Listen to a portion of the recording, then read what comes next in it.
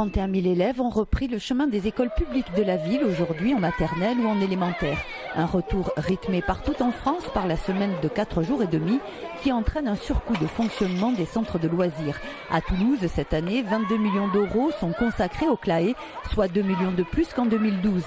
Augmentation liée à la création de nouveaux CLAE et à la disparition des mercredis libérés. Pour Toulouse, qui avait une dérogation, nous sommes maintenus à 4 jours et demi, mais avec une diminution chaque jour d'un quart d'heure, ce qui fait que vous avez le temps du midi un tout petit peu plus long. Mais surtout, ce qui est le plus important dans cette réforme, c'est que les collectivités ont la responsabilité de ce temps périscolaire et de faire que nous avons une obligation de coéducation, d'avoir à la fois des programmes qui amènent les enfants à s'occuper au sens culturel du terme, sportif du terme. Les élèves de l'école élémentaire Daniel Fauché à la Rennerie ont dû faire leur rentrée au centre de loisirs du Petit Capitole suite à l'incendie qui a endommagé vendredi dernier 2 nouvelles classes de maternelle du groupe scolaire.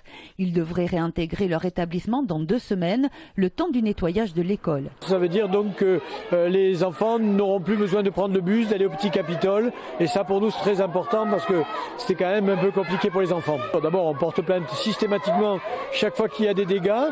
Et évidemment, nous attendons avec impatience savoir si ce qui a l'air d'être un peu le cas, si c'est criminel et surtout que nous trouvions les personnes pour qu'il y ait des sanctions. Le programme de rénovation des écoles élémentaires et maternelles commencé en 2010 touche à sa fin.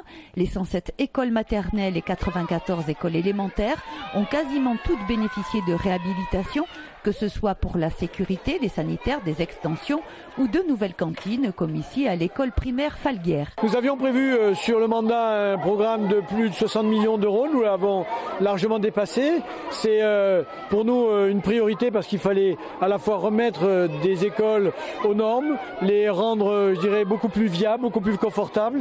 Et aujourd'hui, nous avons visité des écoles où nous avons largement dépassé le million d'euros d'investissement. Après ce premier jour d'école, la mairie doit faire le point ce soir pour détecter les établissements sous tension d'effectifs comme à Bordeaux-Rouge et se mobiliser si nécessaire aux côtés des parents d'élèves pour obtenir des ouvertures de classe.